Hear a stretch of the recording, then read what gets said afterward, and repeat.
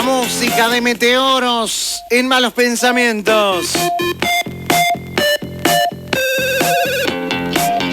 17 minutos, van de las 17. Yo tengo esa costumbre, Marcelo Aquistapache, ¿Acuistapache? Acuistapache, de buscar los números, por ejemplo, 17. Ajá. Me gusta cuando coincide. ¿Es una enfermedad eso? No, es un TOC. Bueno, puede llegar a ser un pequeño TOC. Pero es un TOC, no es grave. No es grave. Estamos con Marcelo Acuistapache. ¿Nos cuesta el apellido? Bueno, ¿no? sí, después que lo aprenden, o sea, en realidad, digo, en español se lee Aquistapace, en español es... Aquistapace, es italiano. Aquistapache. Ajá. De las dos formas está bien. Bien, estoy subiendo nuestra foto a las redes. Bárbaro. ¿Usted cree que es un hombre reconocido masivamente? Bueno, digo, entiendo que en Uruguay al menos mucha gente me conoce, ¿no? Sí. Digo, en el mundo... ¿Lo reconocen como hipnótico o como... Hipnólogo, perdón. Como vidente. Bueno, es que mucha gente... O como psíquico, como... Bueno, yo soy artista plástico también, escribo y... Bueno, y ha tenido una agencia de publicidad y también. También tuve agencia de publicidad y tuve imprenta también. Y de hecho... Mucha gente me conoce por los casos en los que colaboro y otras personas han ido, digamos, para dejar adicciones conmigo y también de alguna manera me conocen. Entonces, es en ese ámbito, digamos, un poco que me muevo, ¿no? Es cierto. Hay mucha gente que quiere dejar de fumar, hay gente que quiere tratar de adelgazar, hay gente que trata de curarse con determinadas cosas, ¿no? ¿Y eso lo logra la hipnosis? Bueno, en realidad yo le llamo inducción, ¿no? Si bien tiene la base de la hipnosis, lo que hacemos es una reprogramación. ¿Sabe que no estamos todavía en la entrevista? Estamos charlando. Me parece muy pues bien. yo quiero saber cómo viene el entrevistado, Bien, si viene de buen... ¿Usted puede ver el futuro? Bueno, en realidad... ¿Evidente? Bueno, ¿Está bien dicho? En realidad sí, o sea, el espacio-tiempo no existe. No, yo quiero saber por si sabe cosas de mí. ¿Qué estuve haciendo? No, tranquilo, en ese aspecto no quedo tranquilo, no. Bien, por las dudas. Gracias a Dios. No, está bien. ¿Sabe de qué estábamos hablando recién? Estábamos hablando con la audiencia de una encuesta que se realizó en nuestro país sobre si los uruguayos creemos que tenemos prioridad a la hora de encontrar trabajo o de trabajar en nuestro país respecto a los extranjeros. Y la mayoría de la gente ha dicho que sí, el 74% en una encuesta.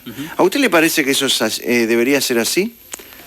Bueno, está bien. Digo, de hecho, a veces no es lo que uno ve también, ¿no? Porque mucha gente, digo, uno va a diferentes comercios, diferentes lugares, locales, y bueno, y ves mucha gente extranjera también trabajando, sobre todo en atención al público. Pero sí, lo ideal sería que los uruguayos también pudieran trabajar. A veces también cuando uno va a otro país tiene otra disposición, ¿no? para el trabajo, que a veces uno en el trabajo, en el país de uno, claro, no hace todo lo que debería hacer, ¿no? O quizás se queda un poco más cómodo. Entonces a veces ahí se marca un poco la diferencia. Y después también la necesidad de la gente que viene, que bueno, necesita trabajar sí o sí, bueno, entonces no tiene tantas pretensiones en el momento de elegir, ¿no? Entonces quizás a veces por eso se trate también de que la mano de obra a veces extranjera, digamos, empieza como a incursionar más. Es extraño el ser humano, ¿no? Es muy extraño. Es muy extraño. Y porque, digo, actúa o reacciona de acuerdo al lugar donde esté o se comporta de manera diferente si es extranjero, ¿no? ¿Pasa eso? Bueno, pasa, sí, lógicamente. Uno, digamos, dentro de su país, de su lugar de origen, tenés otro soporte familiar, otro soporte, digamos, te sentís con otra comodidad, ¿no? En el lugar de uno. Cuando uno va a otro país, también estás más aislado, tenés que integrarte a esa sociedad y tenés que ganarte un lugar, ¿no? Entonces nadie te conoce y bueno, y en definitiva lo que podés demostrar es con el trabajo que haces, ¿no? Más allá de haber estado en un reality en Chile, ¿usted vivió en otro país? Perdón, no, siempre viví en Uruguay. Tengo amigos que sí se han ido lamentablemente al exterior, pero yo siempre estuve acá luchando en Uruguay. ¿Y los amigos que se van al exterior, le preguntan a usted, che, averiguame cómo me va a ir? No. ¿Cómo me ves? ¿En qué me ves laburando? No, por lo general no, es que en eso no me dedico a ese tipo de cosas. A veces pasa, ¿no? Que amigos te llaman para preguntarte determinada cosa y bueno, y a veces te viene información y se la pasás, ¿no? De lo más variado, pero en definitiva no me dedico a eso. Yo en realidad lo que hago es tratar de colaborar en casos, digamos, de personas desaparecidas o a veces a nivel homicidios cuando desde el punto de vista científico no se puede obtener información. Tiene una historia muy rica, que empieza desde muy niño, dándose cuenta que usted era especial y diferente, ¿no? Bueno, en realidad yo no me daba cuenta de si era especial o diferente. En realidad yo actuaba de acuerdo a mis sentidos. El problema era que escuchaba sonar un timbre y iba a atender, porque era el estímulo que tenía con 4 o 5 años. Y cuando llegaba a la puerta estaba por tocar el timbre la persona. O sea que usted escuchaba el timbre antes que sonara. Claro, era como un estímulo, era como un sentido, que es básicamente lo que utilizo ahora, es como utilizar los sentidos a través de otros sentidos, ¿no? O sea, lo mismo pasaba con el teléfono, siempre era el primero en atenderlo y en realidad... ¿No había sonado? No había sonado, yo lo escuchaba sonar, iba corriendo y cuando estaba llegando sonaba. Esto es maravilloso. Lo que me pasó. ¿Esto se puede utilizar, por ejemplo, para comprar dólares antes que suba? Bueno, podría usarse si uno lo aplicara de esa manera, pero lamentablemente para hacer dinero no me ha servido mucho. ¿No le sirvió nunca para hacer dinero? Siempre digo que soy psíquico, no idiota, ¿no? He intentado hacerlo y no me ha funcionado, ¿no? Cuando trato de... ¿En qué? Por ejemplo, la lotería, los números 5 de oro. 5 de oro, por ejemplo, ¿no? O sea, pero dígame que por lo menos acertó 3. No. ¿Nada? Soy un desastre, ¿no? Para el juego soy un desastre, la verdad que es lamentable. Pero bueno, es lo que me toca, ¿no? Entiendo que los casos en los que colaboro, ahí, bueno, sí, la verdad que a veces siempre soy el primero en sorprenderme en lo acertado, a veces la información que logro obtener, ¿no? Digo, y posiblemente sea mucho más difícil que invocarle el 5 de oro, ¿no? En casos cuando la vida de una persona está en juego, ¿no? Eso debe ser muy difícil. Y como tenemos mucho para hablar, este es el comienzo de la entrevista. Malos Pensamientos presenta La Entrevista. Nombre, apellido, edad. La entrevista de Malos Pensamientos. ¡Uy, qué miedote! La entrevista. Si no les molesta, continuemos con las preguntas. ¿Y hace mucho que no estás con un chico? Prepara tus oídos para la entrevista. Pregúntame. La entrevista de la semana es presentada por Crédito de Valor. Solicita el préstamo a tu medida al 0800 23 38. En Crédito de Valor creemos en vos. La entrevista. Marcelo Aquistapache nació en Mercedes en 1966 y desde muy pequeño lograba adelantarse a los acontecimientos y sin saber lo que estaba por pasar. Por ejemplo, iba a atender la puerta o el teléfono y cuando estaba llegando recién tocaban o yo abría la puerta y la persona estaba por tocar el timbre. La entrevista. Ya en la escuela su capacidad de ver el futuro se hizo más presente, lo que algunas veces le generó problemas y solía terminar seguido en la dirección. Lamentablemente escuchaba la campanilla y me levantaba siempre antes que los compañeros. Eran 4 o 5 segundos antes, pero yo escuchaba y me levantaba. Entonces, claro, le dispersaba la clase a la maestra. La entrevista. Fue en la adolescencia que esa capacidad diferente empezó a tener un sentido práctico que hasta entonces no había detectado. Me empezaron a pasar cosas, ¿no? Nuevamente empezó como a recurrir en mí ese tipo como de avisos premonitorios. Y ahí ya me di cuenta de que me servía. La entrevista. Con 19 años viajó a Montevideo para estudiar abogacía y dibujo publicitario, ya instalado en la capital y con su propia agencia de publicidad. En 1991 participa en el primer caso policial. Y a mí me llamó la atención porque era algo totalmente diferente para mí, digo, porque yo nunca lo había planteado desde esa perspectiva, nunca lo había aplicado, digamos, en un caso y menos policial. Desde el principio tuvo como premisa que su capacidad de colaborar no fuera desvirtuada por la gente, diciendo que lo que él hacía era por dinero. Desde un principio es que no debo cobrar por colaborar. Entonces lo que hago es selecciono los casos. ¿Por qué? Porque de esa forma me desvinculo del tema de lucrar para ayudar. Hoy nos acompaña Marcelo Aquistapache, tratando de ver más allá de los malos pensamientos del licenciado Pettinato. Que a veces uno lo que visualiza no siempre es lo que uno quiere. La entrevista.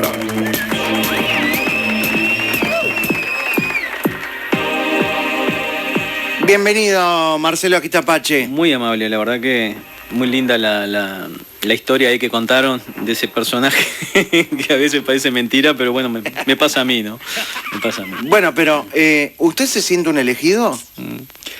No, yo siempre trato de desmitificar todo lo que me pasa, ¿no? En realidad yo creo que todos tenemos un potencial enorme. Sí. Posiblemente yo le presté atención y lo que hice fue buscar una explicación a lo que me ocurría y empecé a desarrollar métodos de desarrollar el potencial. Dice entonces que cualquiera puede llegar a tener este tipo de percepciones, sí. Pero a usted quizás se le mostró más sensible, ¿no? Sí, en realidad es como un músculo, ¿no? O sea, en realidad es parte de nuestro cerebro primitivo, todos tenemos el potencial, el sexto sentido existe, lo que pasa no lo utilizamos porque hemos desarrollado el cerebro inteligente, entonces el hecho de poder modificar el ambiente, el hombre no tenía que anticiparse como sí lo hacían nuestros ancestros, ¿no?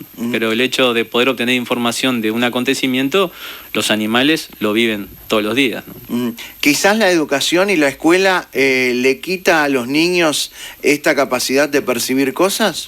Posiblemente, venimos con una educación ya estructurada, aplicada al cerebro racional, o sea, de hecho, toda la educación es como que ese potencial no existiera, digamos. Entonces, digo, como yo contaba ahí en la introducción que ustedes muy bien pasaron, yo hablaba en la escuela, me pasaba que yo me levantaba unos segundos antes y le despabilaba la clase a la maestra, y ahí lo que aprendí fue quedarme quieto esperando que los otros se levantaran para yo moverme, ¿no? En realidad que ahí, de alguna manera, lo que hice fue cohibir ese potencial, quizás si lo hubiera seguido desarrollando, pero claro, no se entiende culturalmente, ¿no? Porque es muy común que uno descubra a los niños menores de 3 años, por ejemplo, teniendo actitudes extrañas, ¿no? Como que perciben la presencia de alguien o están charlando con un amigo invisible. Sí, es verdad. O sea, ¿tiene que ver eso? Claro, los niños tienen un potencial enorme de percepción, lo mismo los animales, ¿no? Los animales perciben cuando alguien que ellos quieren está por llegar, entonces el perro se pone en la puerta o el gato acaricia la puerta y no es ni por el oído ni por la vista, o sea, simplemente es cuando esa persona llegue a ese lugar va a generar una emisión de información y esa emisión va hacia adelante y hacia atrás en el tiempo, o sea, estoy hablando de física cuántica, no lo que la física que todos utilizamos, ¿no? Entonces es difícil de comprender, incluso cuando ocurre un acontecimiento violento, por ejemplo. Un desastre. Sí, puede ser o un desastre natural grande o una situación, por ejemplo, un homicidio en un lugar determinado. Sí. La emisión de ese acontecimiento es como que fuera una película que se repite una y otra vez. Entonces, a ver cómo es eso. Claro, o sea, todo acontecimiento genera una emisión de información que es infinita. Que no se ve. No se ve. Se percibe en el ambiente, queda en el aire. Queda en el aire, es como una estática de información que se mantiene ahí a través del tiempo y el espacio. Estamos hablando de que hay varias dimensiones. En realidad, sí, el espacio-tiempo no existe, o sea, el hombre lo inventa como forma de marcar el tiempo. No, pero me refiero a que nosotros en el espacio que no vemos podemos percibir cosas, pero hay cosas que comparten el espacio con nosotros que nosotros no vemos. Sí, ¿y personas también? Bueno, no. Yo en relación a los espíritus o a los fantasmas, por llamarlo de alguna manera más vulgarmente, no creo en eso. Lo que sí creo es la energía generada. A veces, bueno, a eso iba, ¿no? Claro, la energía se transforma. Eso ocurre. He tenido un montón de situaciones, cómo esa información se mantiene. Porque hace unos años fui a la casa de un amigo en Durazno, que éramos compañeros de escuela, y se había separado la señora, nos invitó a la casa. Y usted percibía que la señora estaba ahí. No. ¿Qué es lo que nos pasa a todos, no? Está ahí. Está ahí. No, pero la señora no estaba, incluso se le había llevado todos los muebles, pobre, un desastre en la casa. Qué mal usted que no le avisó antes. No le avisé antes, ¿no? Sí. Bueno, pero no, lo que me pasó pasó fue que nos llevó a la casa y nos fue mostrando las habitaciones. Y cuando llego a la habitación que estaba adelante, me paro en la puerta y me dice, ¿qué te pasa? ¿Por qué no entras? Y le digo, acá se quitó la vida a alguien. Y me dice, ¿cómo? Le digo, sí, es un señor mayor, calvo, le digo, de unos 70 años. O sea que usted no se preparó para eso, para ver eso. Es que no, porque ¿Lo vio o lo sintió? ¿Qué es lo que percibe? Y lo percibís, o sea, no es que es como una percepción de una imagen, de una sensación. Y quedó tan sorprendido, me dijo, hace 25 años, dice, un señor que vive acá, de unos 75 años, dice, se colgó de esa viga. Me dice, es increíble, dice, ¿pero qué, eso es un fantasma? Dice, ¿está el tipo ahí? Le digo, no, está la imagen generada por ese tipo que se mantiene en una estática. Lógicamente no todo el mundo lo ve, pero se percibe. Tengo miles de... Otra vez fui a Santa Rosa a un cumpleaños del hijo de un amigo, que lo hacían en un colegio. En un momento pido para ir al baño, era un baño chiquito que estaba al lado de la sala. Sí. Voy al baño, estoy haciendo mis necesidades allí. Sí. Y percibo la imagen de una monja como enojada. Justo en el baño, en el momento que ahí que estaba haciendo pis.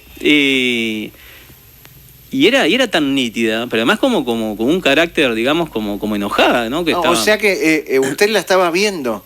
Yo la percibía. Salgo y le digo, Sergio, le digo, ¿no sabes lo que me pasó? Le digo, ¿qué te pasó? Le digo, no, fui al baño, le digo, acabo de ver, le digo, una monja. Me dice, ¿una monja? Me dice, me agarró la mano, me llevó al fondo de la cocina del local y miro y había un cuadro con 3 monjas y la monja del medio era la que yo había visto. Digo, pero esa es la monja que yo acabo de ver. Dice, esa era la monja superiora, dice, y donde vos estuviste en el baño era el escritorio de esa monja que pasó 45 años viviendo en ese lugar. Le estaba meando los archivos. Le estaba meando el escritorio. Sí. Digo, de hecho, no es que estuviera el fantasma, pero cuando hay personas, por ejemplo, con carácter fuerte, esa información y vive mucho tiempo en un mismo lugar, es como que esa estática está allí. Permanece. En el espacio-tiempo. Claro, y cuando usted percibe cosas en colores. Bueno, hay diferentes metodologías, ¿no? O diferentes casos. Por ejemplo, te puedo decir la especialización mía, que es la búsqueda de personas desaparecidas. Yo en esos casos pido nombre completo, fecha de nacimiento ropa y una prenda. Una prenda. Eso se llama psicometría. O sea, hoy es mucho más fácil explicarlo que hace unos años atrás, porque es algo muy similar a un pendrive, ¿no? O sea, cuando uno toca una prenda y la usa, solo esa persona, porque siempre pido que sea de la persona, es como que transfiere información. Pero ¿qué pasa? Esa información se va actualizando. O sea, yo podría trabajar buscando una persona de 40 años con una batita de bebé que él usó cuando era pequeño. ¿Se podría eso? Se podría, porque la información que yo obtengo se va actualizando, ¿tá? Eso es el espacio-tiempo, por eso lo que viene a ser la física cuántica permite obtener esa información de forma constante. Y a lo que tú me pedís, la percepción difiere, por ejemplo, del tipo de muerte. Hay como 3 categorías, por ejemplo, cuando una persona está fallecida. ¿Esto usted lo aprendió o en algún lado, con libros? No. ¿O es un don? O sea, yo en realidad lo que hice fue desarrollar una metodología de trabajo. Digo, ¿pero propia? Bueno, sí, claro, propia. Después, leyendo, investigando, descubrí que había personas que habían instrumentado metodologías similares. Por ejemplo, Croiset, que fue uno de los que dijo que en el accidente de los Andes había gente viva y gente muerta, indicó el lugar. Gerard Croiset es un holandés que vivió en Francia muchos años, pero fue de los psíquicos, digamos, mejor estudiados por las academias, por universidades holandesas, y él tenía una metodología muy similar a lo que yo desarrollé, digo, por intuición, por decirlo de alguna manera, que se llama sustitución de percepciones. O sea, él también con una prenda y con el nombre y la foto de la persona, lo que hace, ¿qué pasa? El hecho de estar vivos, estamos emitiendo información a través de los sentidos. Sí. Es como que fuéramos un GPS natural, pero no tenemos la tecnología para capturarlo. De hecho, hay ejercicios de visión remota, que es un poco en lo que me especializo. Visión remota es ver determinadas cosas, claro, lejos. Lejos. Por ejemplo, en este momento, yo yo tengo una prenda, una foto de la persona y el nombre completo y la fecha de nacimiento, y esa persona va a cualquier lugar de la ciudad y yo lo que hago es posicionarme en el lugar que esta persona está emitiendo información, trato de dejar la mente en blanco y es como que se me empieza a pegar información asociado a lo que esa persona está emitiendo. Entonces lo que hago es describir el entorno, ¿tá? Por eso le llamo sustitución de percepciones, porque por lo general es de macro a micro. Y lo que estaba referente a la prenda, a la psicometría, lo primero que hago cuando una persona desaparece es ver la situación. Si la persona está fallecida, tú tocas la prenda y te genera como un desprendimiento de energía. Es como que te va de la base de la nuca hasta la espalda, asociado como a tristeza y amargura. Y eso entiendo que es porque yo envío la señal, pero cuando va a interactuar con la persona, como la persona está fallecida, ya no está interactuando eléctricamente, y es como que me vuelve y me genera un cortocircuito. Entonces... Y pero ¿y la sensación que es una sensación de frío? Y ¿Una sensación de nulidad? La sensación depende del tipo de muerte. Entonces, tengo 3 categorías. Por ejemplo, queda feo que lo diga, pero muerte natural. O sea, tú tocas la prenda de una persona que falleció de forma natural y te viene un desprendimiento leve y constante, y luego ves un entorno como de ocres, asociado como a tristeza y amargura. ¿Tá? Pero es como una foto que te envuelve en tono de ocres. En tonos de ocres. Luego tenemos muerte por violencia. La muerte por violencia, tú tocas la prenda de una persona que ha sido asesinada, por ejemplo, un homicidio, y te viene un desprendimiento intenso y leve, y empezás a ver todo como en colores chirriosos, como que fuera un video, movimientos, y te viene información adjunta de la víctima y del victimario. O sea, obtenés información también del victimario tanto como de la víctima. Y luego la tercera... ¿Por qué surge esto de tener una información también del victimario? Bueno, porque la forma en que fue muerta la persona, o sea, de alguna manera la muerte que le provocó el homicida a esa persona le transmitió su propia información. Entonces es como que una información adjunta, y muchas veces esa información que yo recibo... Esa información viene a ser energía, ¿no? Eso es energía, claro, es energía emitida. Lo que pasa es difícil a veces explicar cómo funciona todo eso, ¿no? Porque yo hablo de la física cuántica, yo no soy ningún erudito ni soy científico, pero sí, digo, si yo aplico un método y obtengo resultados, quiere decir que hay una base física que permite repetir el proceso. Entonces siempre me preguntaba cómo yo podía obtener información de algo que había ocurrido o que va a ocurrir, o de algo que estaba emitiéndose a miles de kilómetros. Porque muchas veces colaboro con casos del exterior que están a miles de kilómetros. Y ahí tuve que buscar mis propias teorías de cómo funciona el espacio-tiempo, o lo que yo te comentaba hace un rato, que la información es como una explosión de información. Y en realidad, si me ocurrió una madrugada que estaba en Buenos Aires, me vino como una ficha, me levanto, me estaba quedando en un apartamento, haciendo una exposición de cuadros en Buenos Aires, en un apartamento antiguo, en la casa de un amigo que me había prestado, que estaban de reformas, y lo único que había allí que pude capturar era un diccionario de 1951, pero las palabras que me habían venido de alguna manera estaban allí, y de alguna manera es como que me demostró qué era lo que yo había visualizado y cómo es que funciona. Y en realidad todo está relacionado al tema de la cámara fotográfica. O sea, la cámara fotográfica fue inventada en 1837, lo que se llama un daguerrotipo. No es otra cosa que una caja con un obturador y un papel sensible, un material sensible.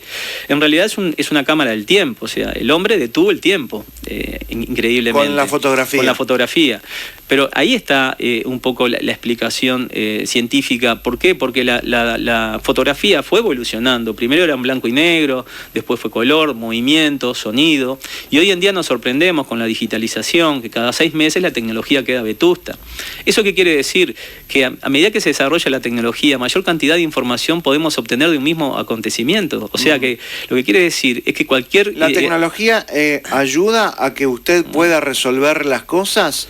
¿O entorpece? No, sirve de forma extraordinaria. Hoy en día el WhatsApp, la posibilidad de comunicarme con un familiar de México, de España, de Chile, de Argentina, de forma instantánea, enviando información, te sirve de forma notable. Y la tecnología también me sirve para poder explicar cómo funciona lo que hago, en definitiva. Quizás, como yo te decía hace un rato, unos años atrás, quizás me era muy difícil poder explicar. Hoy en día la gente que comprende lo entiende mejor. Más. Lo entiende más. ¿Y sus padres lo entendían? Bueno, no, en realidad yo estuve muchos años... ¿Se dieron cuenta sus padres de este don? Bueno, en realidad ellos me llevaban al médico para ver si tenía un problema auditivo, por eso de que me adelantaba, y en realidad, bueno, terminé con el otorrino diciéndole que no, que era un niño normal, y que no sé, que por alguna razón yo me adelantaba un poco a esos estímulos. O sea que sus padres notaban que usted, por ejemplo, atendía la puerta o el teléfono antes que sonara el timbre. Claro, les había llamado la atención eso y no entendía bien, pensaban que quizás... ¿Y era una cosa común, cotidiana? Era cotidiano, claro, porque digo, como un niño era lo primero que hacía. ¿Y en algún momento le dijo, en alguna situación, cualquiera a sus padres, no vayan por ahí, vayamos por acá, o alguna situación de advertencia? Bueno, me pasó, digo, después de que en la escuela de alguna manera me boicotearon la percepción por decir que esperaba lo que hicieran los otros para yo empezar a hacer.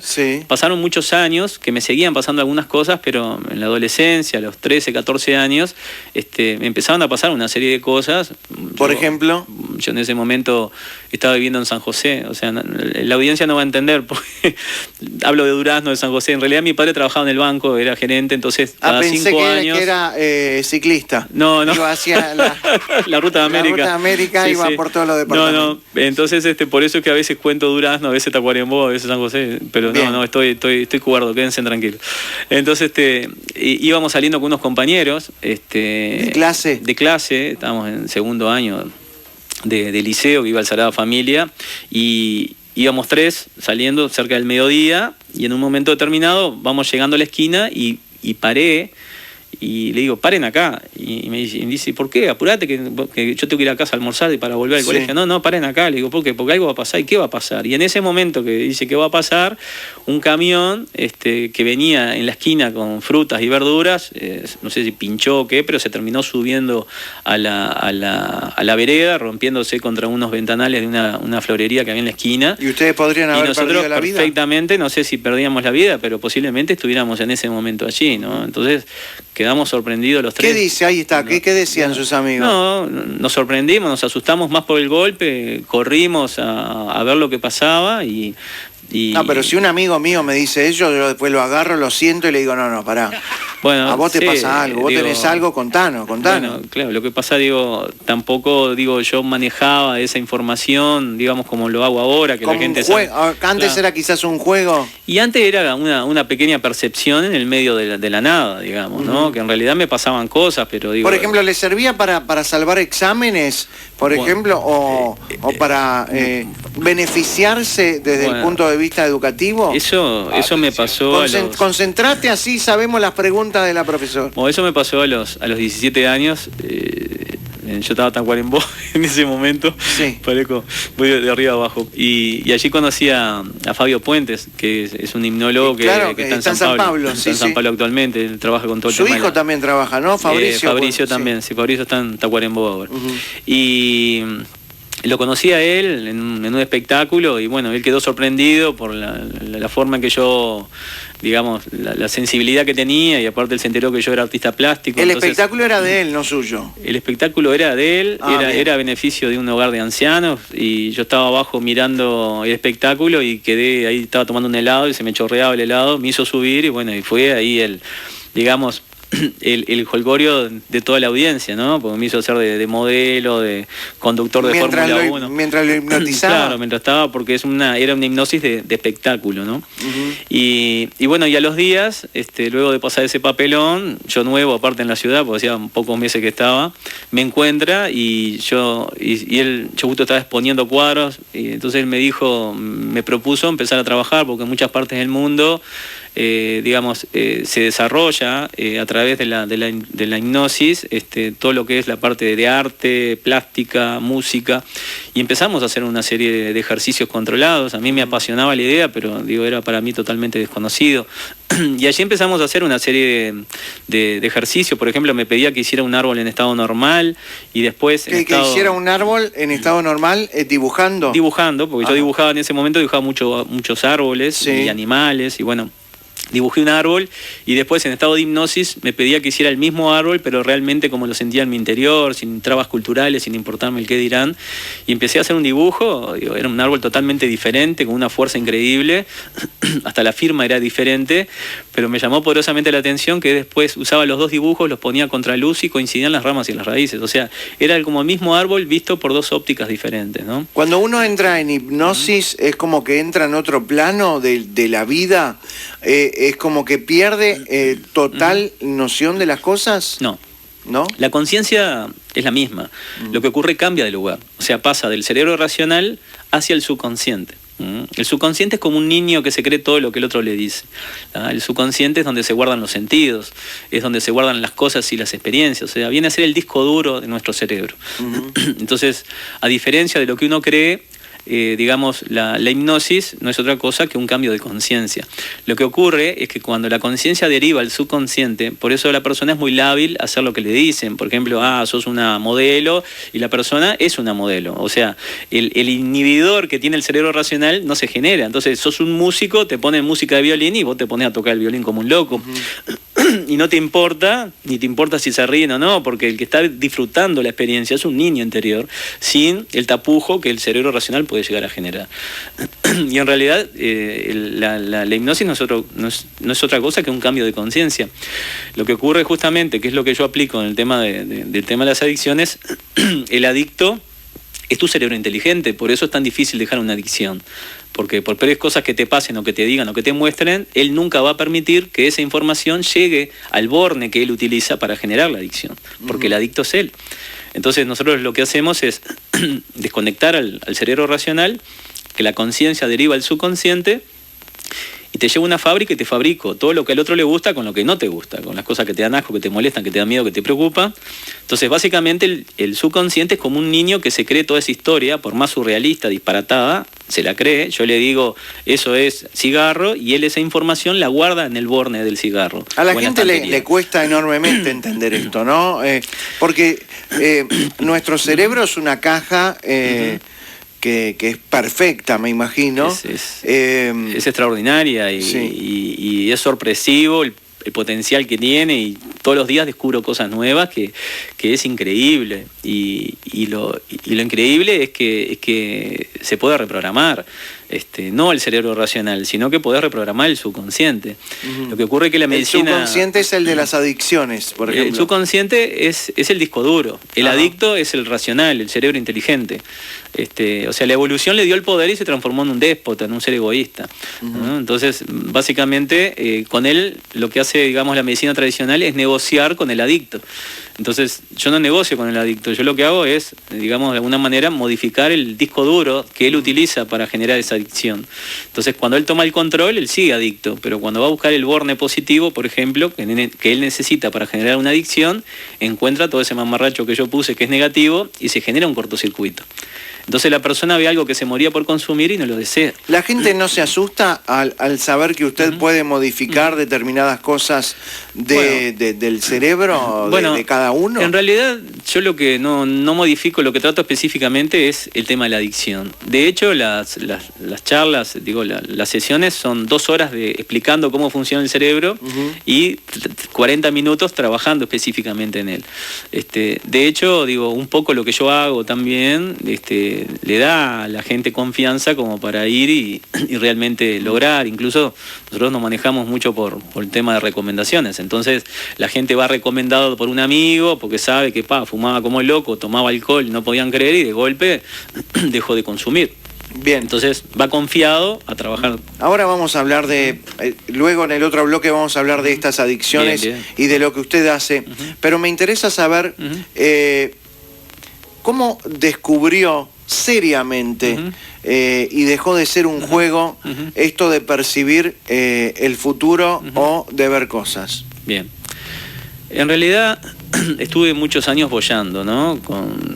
Colaborando en casos reales desde 1991. Sí, ahí fue el primer crimen. El primer caso, el caso de Jonathan Viera. Bueno, pero ahí ya casi tenía... Sí. 30 años, ¿no? ¿Usted? Sí, no, tenía menos, ¿no? 20 y poco. Ahí está. Yo soy del 66. Sí. Bueno, sí, andaba en los 30, perdón. yo lo que hice fue buscar en la región lo más serio que había, que era el Instituto de Psicología Paranormal o Instituto de Psicología de Parapsicología de Argentina, que era lo más serio que había, digamos, en la región. De hecho, quedaba muy poca gente trabajando específicamente. Me costó llegar a ellos, me costó que me creyeran, pero una vez que me creyeron, empezamos a hacer una serie de ejercicios controlados que a mí me permitió, de alguna manera, comprobar de que lo que yo hacía realmente tenía sentido. Entonces, ¿tuvo miedo en algún momento de sus poderes? No, miedo no, digo... Poderes entre comillas, ¿no? Sí, en realidad no, digo, yo en realidad... A ver, me pongo en su lugar, ¿no? De adolescente. Por ejemplo, el caso de, ojo, quedémonos acá, y después pasa un camión, yo me asustaría. Bien.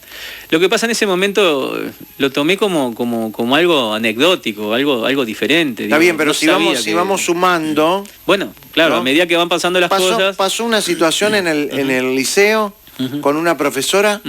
Bueno, eso fue a los 17 años, después de empezar a hacer ejercicios con puentes, que les estaba contando, hicimos un ejercicio, por ejemplo, de ir hacia atrás en el tiempo, a tratar de visualizar mi infancia. En un momento determinado describo una chacra, un auto con determinadas características, era una Baturé verde, veo a mi padre mucho más joven, a mi madre también, y anoto lo que parecía ser un número, de cuatro números, y cuando salgo de eso había hecho todo un dibujo, y veo a mi padre, y le pregunto si él tenía una Baturé verde, y él me dijo, sí, tuve, pero tú eras muy chico, tendrías 3 años. Le digo, me dice, pero creo que tengo la libreta, la busco. Y cuando me trae la libreta, los números coincidían con la libreta. O sea, ahí me di cuenta de que había un potencial enorme. Resulta que estaba estudiando para los exámenes de 6º año y estaba preparando con 2 amigos una prueba para literatura. Y entonces, en un momento ellos fueron a hacer un mandado, a comprar unos bizcochos, yo me quedé allí y me pregunté por qué, si yo iba hacia atrás en el tiempo, por qué no podía ir hacia adelante. Y lo que hice, anoté día, hora y lugar que tenía la prueba y traté de dejar la mente en blanco, igual que hacíamos el ejercicio anterior. ¿Cómo se deja la mente en blanco? Es imposible. Es como que te pares frente a un frontón y veas una pared blanca. Básicamente es eso. O sea, ¿y llevaría mucho tiempo? Y eso en realidad son ejercicios de autohipnosis, ¿no? O sea, yo en realidad genero una serie de ejercicio, muevo la cabeza y es como que echás los ojos hacia atrás y es como que automáticamente la conciencia pasa del cerebro racional al subconsciente. De hecho, o sea, uno se asusta de la hipnosis, pero todos los días cuando uno está cansado y se acuesta a dormir, la conciencia sigue trabajando. O sea, claro, sigue trabajando, pero está activa en el cerebro racional y uno está cansado porque estuvo activa en el cerebro racional. Cuando uno se acuesta, la conciencia se deprime y accede al subconsciente. Y ahí es donde se genera el sueño profundo. Por eso muchas veces los sueños profundos son disparatados. ¿Por qué? Porque el subconsciente es como un niño que tiene a su alcance toda la información de tu vida, pero no sabe cómo acomodarla. Entonces te mezcla la casa de la abuela con un compañero de trabajo, con un proyecto que tenés y te arma un merengue bárbaro, ¿no? Y uno se despierta y dice, ¡pah, qué disparate lo que soñé! Eso lo soñé hoy de madrugada. Mirá, bueno. No, y anotaba, perdón, que lo corté, pero a mí me copa mucho este tema. Bueno, anota la fecha. Y entonces anoto la fecha, dejo la mente en blanco, valga la redundancia, y veo que la profesora entra caminando y me llama la atención que tropieza, los libros vuelan y se dan contra el escritorio. Y yo me di cuenta que eso yo no lo estaba imaginando, ni lo estaba deseando tampoco. Y miro el pizarrón y veo un tema y 3 preguntas. Y las anoté y estaban dentro de las posibilidades de los temas. O sea que usted visualizó el día del examen con las preguntas en el pizarrón. Correcto. Entonces, es genial. Sí, claro, yo en ese momento era teoría pura, ¿no? Digo, no sabía si lo podía aplicar o no. Sí. Cuando vino mi compañero, le dije, mirá, le digo, para mí la profesora se va a tropezar, se va a caer, le digo, pero veo este tema y estas preguntas. Digo, vamos a estudiar todo, pero vamos a preparar bien esto, ¿no? Y bueno, de hecho lo preparamos y el día de la prueba lo que se había corrido la bola era que la profesora se iba a caer. Y bueno, le pusieron, dígame la verdad, le pusieron un hilo, le pusieron un elástico, le metieron las mochilas ahí. Fue muy sorprendente porque la profesora entró, tropezó, no me pregunten cómo, volaron los libros, y en vez de ayudar a levantarme, miraban todos a mí, ¿no? Claro. Digo, entonces fue una cosa muy, muy graciosa y extraña. Pero cuando puso el tema y las preguntas, coincidían. ¿Sí?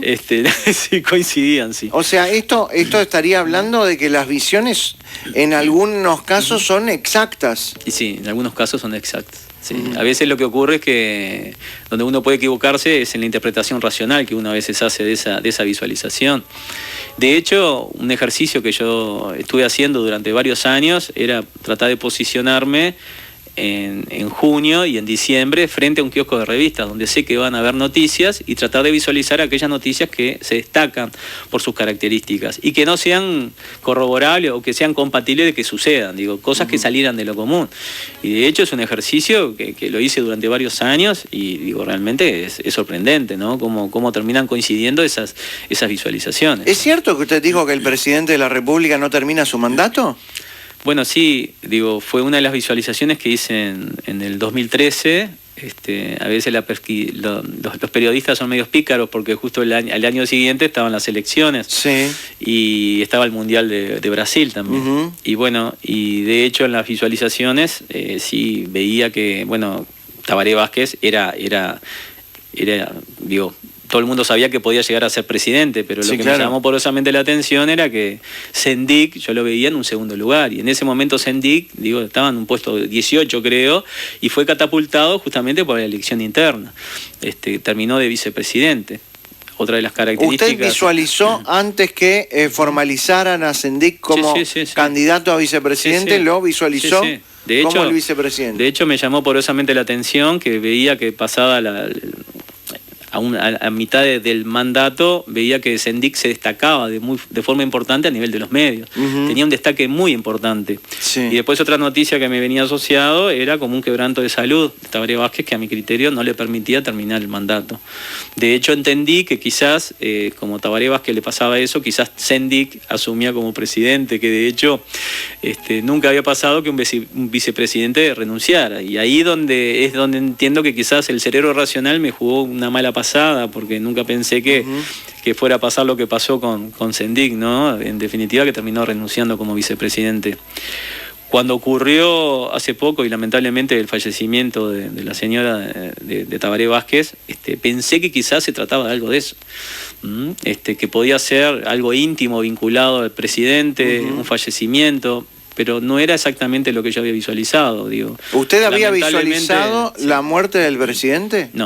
No, yo lo que vi, si era un quebranto de salud que no le permitía de alguna manera terminar el mandato. Pero estoy hablando que eso fue hace 5 años, ¿no? Más 6 años va a ser. Bueno, pero uno puede percibir y visualizar cosas a largo plazo también. Sí, se podría. Es un ejercicio que funciona y funciona extraordinariamente bien. Digo. De hecho, se podría aplicar en diferentes cosas, ¿no? ¿Los políticos lo llaman? ¿Le preguntan? No. ¿Tiene...? ¿No? No, tampoco yo me dedico a eso. Digo, eso lo hacía pero yo si fuera político, yo si fuera un candidato, lo llamo haceme fuerza, percibime, haceme fuerza.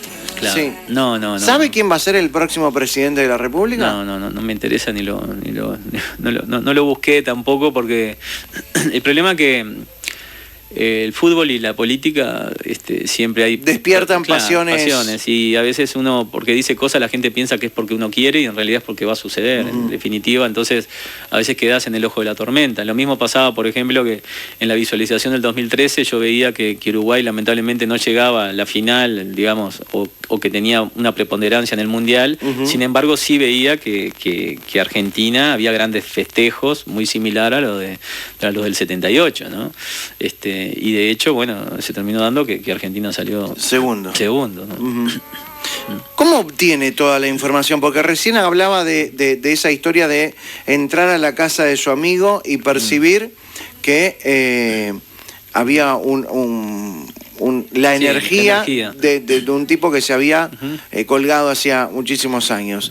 Pero eso lo obtuvo rápidamente. Claro, en esos casos yo no lo busco, en esos casos aparecen. Yo por lo general lo que hago es tratar de provocar la búsqueda, por eso tengo una metodología y pido determinados elementos, porque imagínate que estar obteniendo información a cada instante de cada lugar que vas terminarías enchalecado, ¿no? Entonces, claro, porque voy a esto, debe ser muy fuerte para usted empezar a vincularse con temas policiales. Claro. Hablábamos de 1991 cuando fue su primera experiencia en un crimen. Eso no tiene nada que ver con... vi que la profesora se cayó porque tropezó con una mochila. Esto es ya serio e importante. Sí, claro.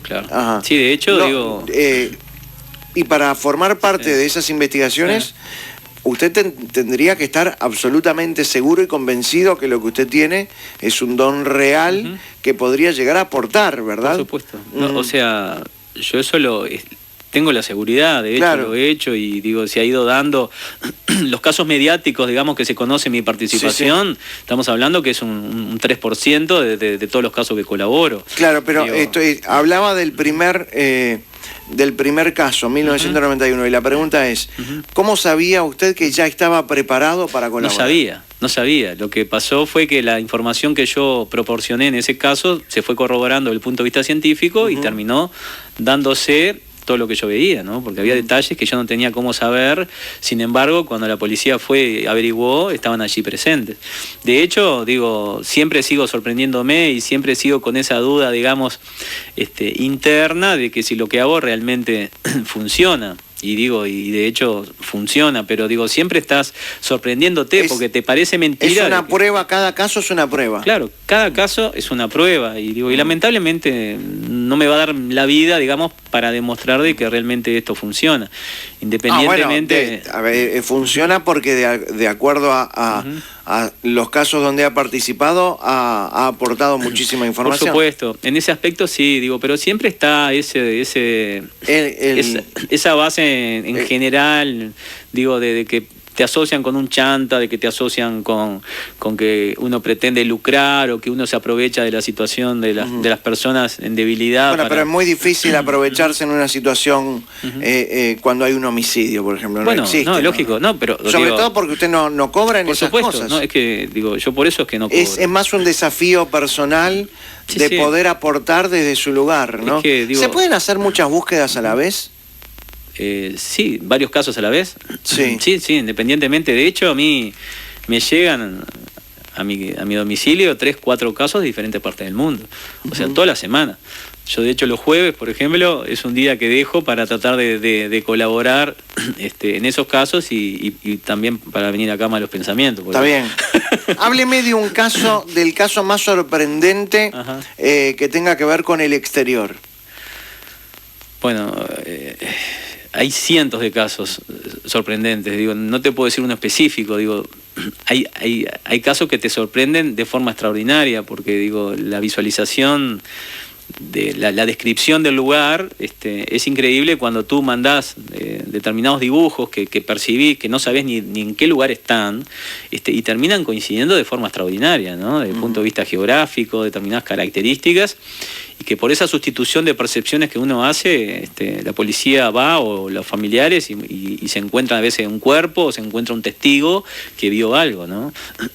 He hecho viajes al exterior, en casos, por ejemplo, en Bolivia, de un secuestro de una joven, y fue extraordinaria. ¿Uruguaya o extranjera? No, una chica boliviana que fue a los 17 años aparentemente secuestrada, y por sustitución de percepciones y yendo al lugar, cuando tú vas al lugar, obtenés otro tipo de información adjunta, que es compatible con lo que ya visualizaste, y muchas veces te permite, por ejemplo, en ese caso yo desconocía, era en La Paz, desconocía el lugar, desconocía todo, los dibujos que yo hice terminaron coincidiendo con el lugar de la mujer que había sido la que hacía una trata de blancas en realidad, ¿no? O sea, de hecho la chica no apareció, pero pude ubicar a la persona, de hecho había hecho el dibujo de ella, de las características físicas, y fuimos al lugar y yo andaba con una cámara filmando, en el momento que entra veo a la mujer,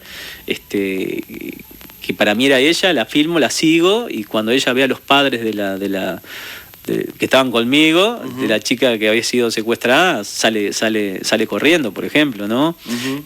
Y empezamos ahí una persecución. Una persecución. ¿Y qué siente usted, por ejemplo, cuando empieza a percibir cosas o empieza a dibujar cosas o ve una muerte o algo violento, ¿usted físicamente lo siente, lo percibe empieza a sentir dolores, transpira, empieza a quejarse? ¿Qué es lo que pasa? O sea, todos los casos son diferentes, ¿no? Estoy quizás llevándolo a la película, ¿no? Sí, como si fuera algo... muchas veces es película. Por ejemplo, un caso que fue muy sonado, que lamentablemente, pero se pudo al menos resolver, es el caso de Micaela Unrubia, ¿no? Esta chica allí de Villa Rodríguez. Ese caso a mí me contactan al segundo día de que ella había desaparecido, que sabían que le habían disparado, de hecho ya tenían al homicida o el supuesto agresor, y yo no sabía ni a qué se dedicaba él ni nada. Sin embargo, la primera percepción que tuve fue una cosa maquiavélica,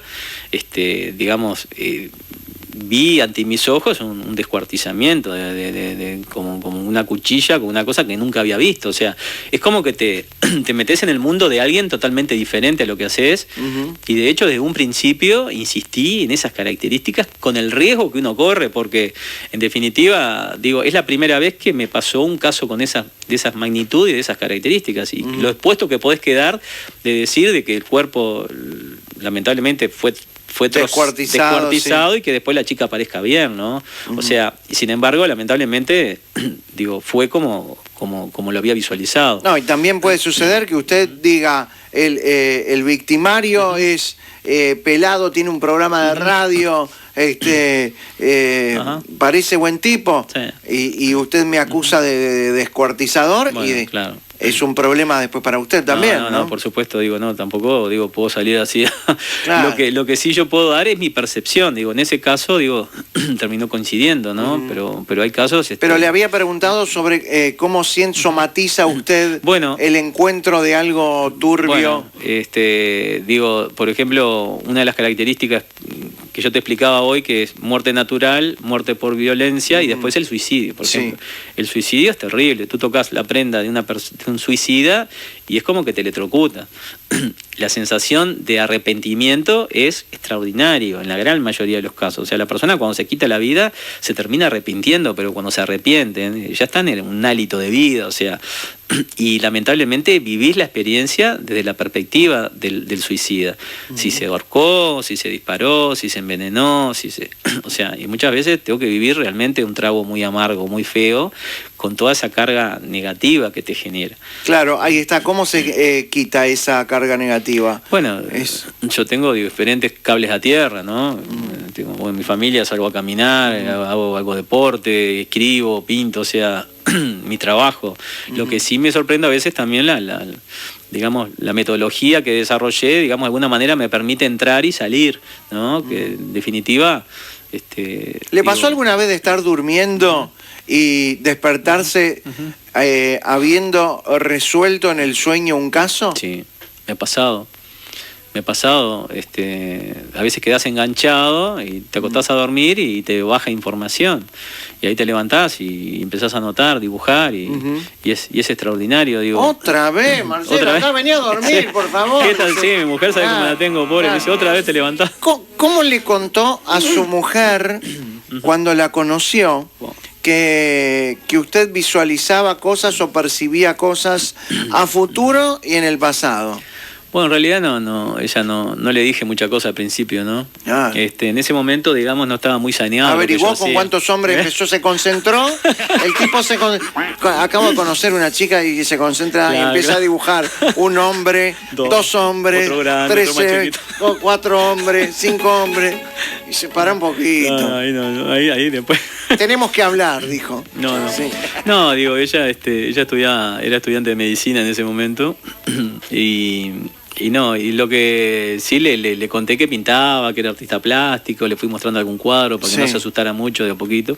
Qué raros cuadros que pinta. Mirá, hay un descuartizamiento. Hay uno colgado del árbol. ¿Qué cuadro se está pintando, Marcelo? Perdóname. Sí.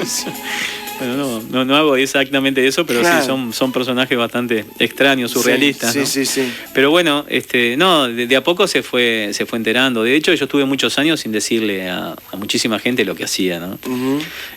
Fíjate que recién en el 2005 se hizo público un poco lo que yo hacía a través de un caso que se filtró, información, y a partir de ahí, digamos, lo que hice fue, bueno, tratar de justamente, o sea, no cobrar por colaborar y después tratar de ir documentando todo lo que me pasaba. O sea, claro, mi perfil de publicista me permitió tratar de documentar con prensa, radio y televisión los casos y darle un marco y empezar a escribirlos como para realmente demostrar de que lo que me ocurre tiene una base física, ¿no? Y bueno, y a partir de ahí, de a poco se fue bueno, conociendo, sabiendo, mi participación fue un poco más expuesta a nivel de los medios. ¿Participó en dos de los casos de Pablo Goncalves, no? Sí, participé el sonado, en el caso de María Victoria Williams, que ese caso fue extraordinario, fue de los primeros casos y nunca deja de sorprenderme. Fue la chica que estaba en la parada de La chica Carrasco, que estaba en la parada ahí en la calle del Lieja, algo es. Y ese caso fue extraordinario porque, digo, la visualización, cuando fuimos al segundo día que ella había desaparecido, la veía ella fallecida, lamentablemente, debajo de una acacia, pasando el puente Carrasco. De hecho, y venía la imagen asociado de un canguro, ¿no? Que la policía me preguntaba si estábamos en Australia. Fuimos con la policía, en ese momento también estaba Fabio Puentes, que era el que me hacía el nexo con la policía. Sí. Fuimos al lugar donde yo visualizaba, cruzamos el puente Carrasco, buscamos la zona, y en un lugar cercano a un parador encuentro un bosque, me meto en el bosque y veía una acacia igual a lo que yo había visto. Y de hecho me acuesto en el lugar y le digo a la policía allí que yo la veía que estaba allí en ese lugar. Entonces me dice, bueno, pero usted la ve pero no está. Le digo, bueno, pero puede ser que la tenga oculta y que después la traiga acá. Claro. Me dice, bueno, sí, pero bueno, está, es lo que yo veo. Me dice, ¿y el canguro que estamos en Australia? Le digo, no sé, la imagen del canguro lo veo asociado al momento que él aparece. Y bueno, aquella aparece, digo, que hay noticias relacionadas a ella. Y 2 días después, me llama mi madre. Yo en ese momento vivía con mis padres acá en Montevideo, y me llama mi mamá diciéndome que había aparecido María Victoria Williams en la zona donde yo había dicho. De hecho, unas horas después me fueron a buscar y terminé en San José Ixí con Fabio, porque en el pizarrón de investigación estaba alugado el lugar donde ella apareció, fue el lugar donde yo había estado acostado. O sea, 48 horas antes. O sea que pasé a ser sospechoso, digamos. Exactamente, de eso iba a preguntarle. Bueno, digo, está ahí, lógicamente intercedió un poco por los antecedentes anteriores, digamos que zafé, pero fue extraordinario. ¿Y el canguro? Bueno, el canguro, 2 días después me llama el comisario inspector pidiéndome disculpas primero por lo del canguro, y le digo, sí, pero no sé a qué te referís. Le digo, pues todavía no sé dónde está el canguro. Le dice, bueno, mirá, dice, estoy viendo el diario La Noche, que fue el primer diario que llegó, y le sacó una foto al encargado del parador y tenía un gorro con el logo de Kangaroo dibujado en la frente. Eso es extraordinario y todavía me genera escalofríos, ¿no? Pero ¿Qué tanto creen en usted los investigadores de la policía?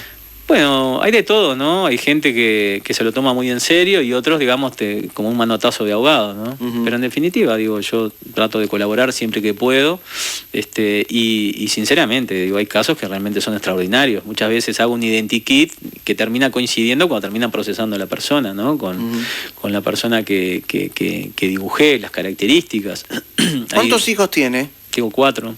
¿Y es hereditario esto? Bueno, sí, entiendo que hay algo que se... Y digo, sobre todo ellos ya que viven en este mundo, genético, ¿no? Genético y digamos, como nacieron en mi hogar de alguna manera, digamos, como que eso no lo vemos como una cosa rara, sino que lo vemos como algo natural, y de hecho trato de alguna manera, bueno, estimularlos a que si ellos perciben algo, justamente llame la atención, ¿no? Claro, están en la cena y ¿otra vez milanesa? Ya saben. Pero no empecé a cocinar, dice la señora. Sí. Claro, ya saben, sí. Ya saben todo lo que van a comer de noche. Hay casos puntuales que son increíbles, digo. ¿Qué edades tienen con sus hijos? Y Guillermo tiene 17 años, Paulina 14, Emiliano 11 y Antonella 7 años. ¿Y la de 7 años años ha mostrado algunas... Y sí, los que han mostrado un poco más, bueno, mi hija mayor, digo, en el colegio está haciendo con mucha práctica de eso y bueno, y se sorprende por cosas que le viene información, sí, las dice y se terminan dando, ¿no? Ajá. Pero también el hijo más chico, Emiliano, es muy sensible, incluso dibuja mucho. Y bueno, y ya han pasado cosas increíbles con él. Por ejemplo, hace unos años, él tenía 3 años, era muy chiquito, sí, apenas hablaba, y fuimos a la casa de una prima que son de Mercedes, que viven cerca de donde vivo yo, y él ya lo tenía UPA, y había un cuadro de la Rambla de Mercedes con un árbol que se lo había pintado la hermana, porque abajo, sí, de ese árbol se ennoviaron con el esposo, ¿no? Qué romántico. Qué romántico. Entonces, sí, mi Emiliano le pregunta a mi prima, dice, ¿y ese lugar, ese árbol? Que entonces ella le cuenta, mirá, este lugar me lo pintó mi hermana, es el lugar donde me novié con Mario, con mi esposo. Entonces Emiliano dice, sí, pero el árbol ya no está, le dice. No, como que no está, sí, claro, está, si no me hubieran dicho, ese árbol es enorme, está allí en la Rambla de Mercedes, no sé qué, bueno, está, quedó por eso. A los días llama a la hermana, habla con la hermana y le dice, dice, vos sabés que estuve con Emiliano, que me dijo, ¿te acordás del cuadro que me pintaste? Que me dijo que el árbol no estaba. Dice, no, sí, el árbol no está. Dice, por la última creciente se lo arrastró. Entonces, bueno, y ese tipo de cosas así. Uy, peor que yo, dice el padre. Sí, claro. No, pero va por buen camino. ¿Alguna vez hipnotizó a sus hijos? No, sin que ellos supieran, como para que hagan las tareas. Bueno, estaría bueno. Sí. A mí me gustaría vayan a hacer los mandados, concentrate. 1 kilo de azúcar, ahí está, toda la lista. Sí, y el tipo va así, cansino, caminando. Me gustaría desarrollar para aplicarlo un poco en mi señora también a veces. Eso, pero bueno, es más difícil. Tenés que querer. Sí, claro. Eso es cierto, ¿no? Sí, claro. El que no está dispuesto a ser hipnotizado no entra. No entra. Tiene que haber una disposición, pero funciona extraordinariamente bien. Funciona extraordinariamente bien. ¿Hay una asociación de hipnólogos o de videntes o de psíquicos internacional, así como tienen los magos? Bueno, hay institutos de psicología paranormal, por ejemplo, en Argentina, que hoy te estaba comentando. Cuando me puse en contacto con ellos, empezamos a aplicar una serie de ejercicios controlados, digo, que realmente me sorprendieron, fueron extraordinarios, y ahí fue donde me di cuenta que lo que realmente yo aplicaba funcionaba, ¿no? Mandaron, por ejemplo, un psicólogo con 5 sobres cerrados donde venían obras de arte que yo no desconocía, tapadas con cartulina negra, y venían con un número del 1 al 5, ¿no? Eso se grabó, se filmó, y yo no desconocía cómo era el ejercicio. Bueno, la operativa era que a mí me iban pasando de uno a uno, yo trataba de visualizar lo que había dentro. Y me llamó poderosamente la atención de que cada vez empecé con el primero y visualizaba algo, lo fui describiendo, y cada vez que yo tocaba, como que visualizaba más cantidad de información, ¿no? Cuando llegó el momento de tocar las cosas, tocando, es como que empezás a obtener información, ¿tá? De colores, movimientos, sensaciones, incluso a veces lo que pensó el artista cuando transmitió esa obra. En otras épocas en la historia de la humanidad esto era moneda corriente. Bueno, pienso, perdón que lo corté, ahora retomamos, pero pienso que quizás la vida que todos llevamos hoy, la tecnología, las ocupaciones, nos han quitado un poco de esa percepción. Por supuesto. Y quizás en otras épocas, en la antigüedad, y quizás hasta en la Biblia. Sí, claro. Que están los sabios, los que se conectaban con los dioses, digamos. En realidad, yo lo que entiendo que quizás hacían un ejercicio similar al que yo aplico hoy, ¿no? Con otra metodología y todo asociado, digamos, de alguna manera de conexión con los dioses, digamos. Pero en realidad todos tenemos el potencial, y esa gente que de alguna forma practicaba esa posibilidad de obtener información. De hecho, muchos reyes o estados en esa época, digamos, se guiaban, digamos, por lo que decían también esas esas visiones que generaban, ¿no? Como que eran, incluso las preparaban desde niñas, ¿no? O desde niños, para justamente trabajar en una metodología para visualizar cuando había una batalla, hacia dónde tenían que ir, de qué forma cómo iba a suceder. O sea, de hecho, luego eso se transformó en una cacería de brujas, ¿no? Cuando, la Iglesia Católica de alguna manera trataba de neutralizar todo eso, y bueno, todo lo que eran supuestamente las brujas eran quemadas en las hogueras, ¿no? Usted en esa época debería estar y bueno, yo quizás sí, o me hubiera quedado calladito, ¿no? No me hubiera dicho mucho de lo que hago. ¿Hay algunos casos que no acepta? Sí, hay casos que no acepta. O sea, los casos que yo trabajo, por ejemplo, en caso de personas desaparecidas, no tienen que tener más de 2 años de ocurrido. No porque no se pueda obtener información, sino que se hace muy difícil sustituir esa percepción por cosas existentes o por investigación científica, ¿no? Porque tú vas a un lugar determinado y si pasaron más de 2 años, ya el testigo posiblemente ya no esté, creció un árbol, alguien se mudó, en definitiva, pierde efectividad. Por eso prefiero concentrarme en casos que tengan menos de 2 años, donde sé que realmente puedo aplicar y donde puedo aportar en la investigación. De hecho, cuanto antes uno aporte, mejor resultados tienen. A nivel policial sería ideal trabajar como un equipo multidisciplinario desde un principio en la investigación. De hecho, he colaborado en casos donde es increíble la información que obtenés en el lugar, ¿no?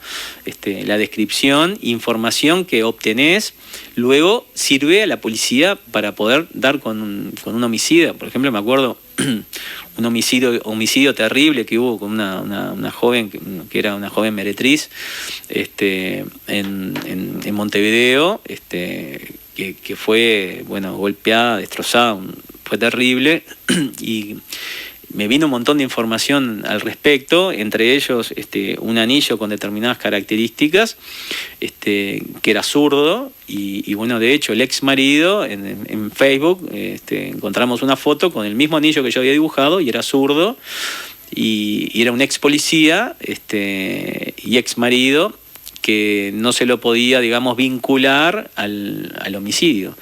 Entre otras de las cosas que me vino información asociada es que yo veía que había restos de sangre debajo de una canilla en el baño.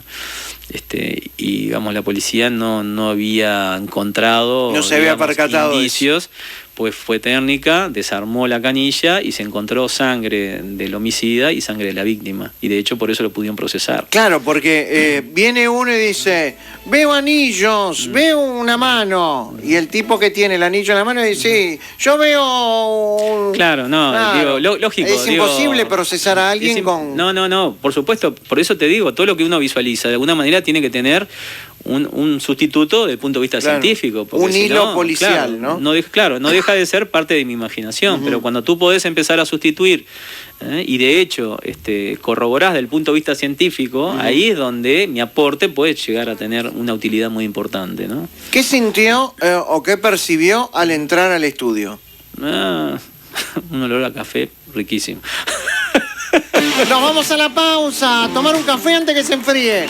Sale, servirle otro café que está helado No pudo tomar café en la entrevista. Luego vamos a hablar de las adicciones. Vamos a hablar de cosas que lo siguen sorprendiendo día a día. Marcelo Aquistapache, vidente, hipnólogo, psíquico, artista plástico, escritor. Ahora vamos a hablar del libro que también nos ha traído. Así que muchas gracias, vamos a hablar del libro ahora. Luego de la pausa, Marcelo Aquistapache nos va a hacer adelgazar a todos al aire. ¿Se puede? Y está difícil, Pero ¿y por qué me mira la buzarda? Cuando hablaste de adelgazar. Está difícil y me mira la zapata. Presentó Sarubi, de familia a familia. Azul 101.9 93.5.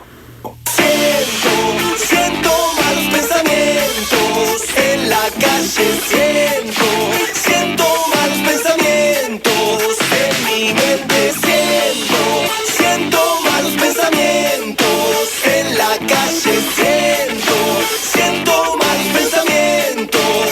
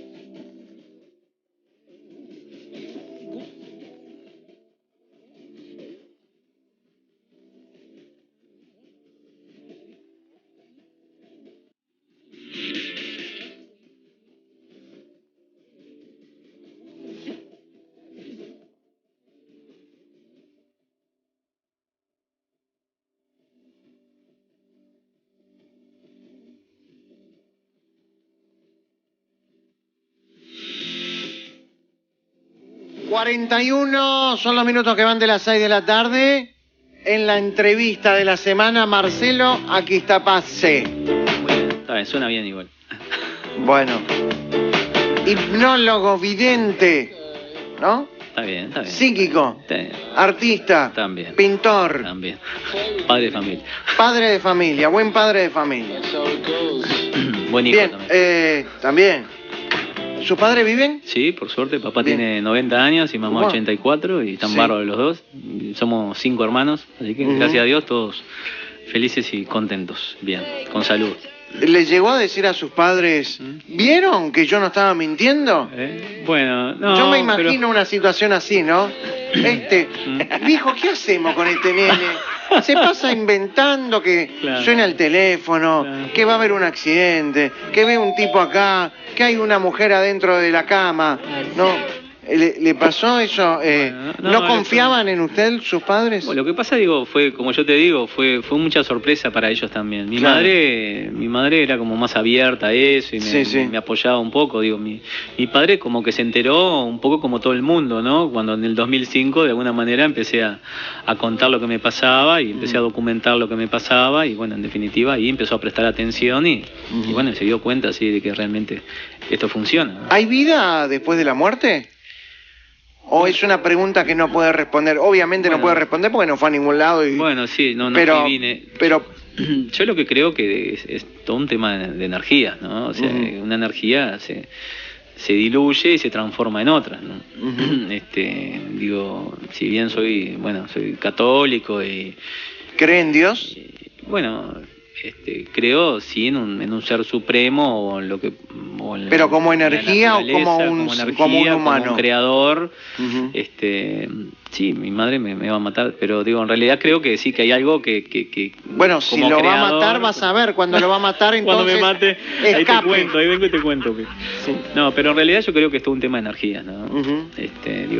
Cuando una persona me pasa, digo, porque yo soy muy práctico en ese aspecto, digo, cuando trato de percibir la vida y la persona está fallecida, me genera un desprendimiento, o sea, Claro. es como que hay una puerta, una cosa que se corta y de alguna manera no está interactuando eléctricamente, o sea, Ujú. que en definitiva es un tema energético. Esa persona falleció y bueno, y la energía se dispersó en otras cosas, ¿no?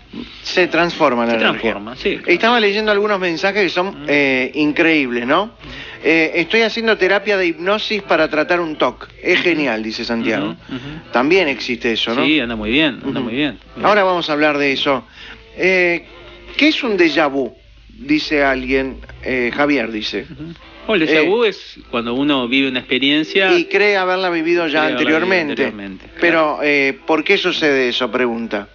Bueno, a veces a nivel neuronal quedan determinadas características de una situación que quedan como impregnadas y de alguna manera se terminan corroborando con esa experiencia nueva que estás haciendo. Pero en realidad muchas veces es como un engaño de nuestra memoria, ¿no? Ujú.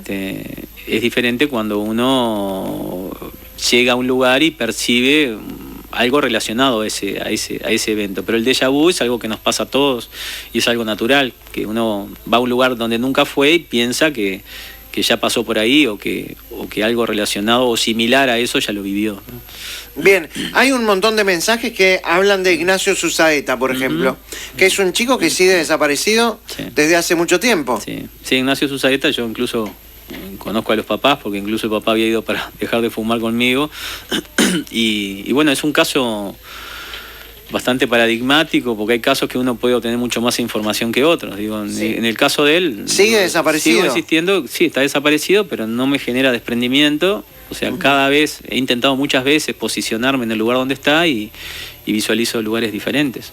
Y todo lo que me viene asociado a él es como un concepto de libertad, Que ¿no? se fue, Sí. estaba buscando otra vida. Posiblemente, digo, no me genera desprendimiento en relación al fallecimiento, ¿no? Preguntan también sobre Lola Chomnalés, que es otro caso. ¿Usted participó allí? Sí, colaboré en el caso, unos días después yo estaba en el exterior.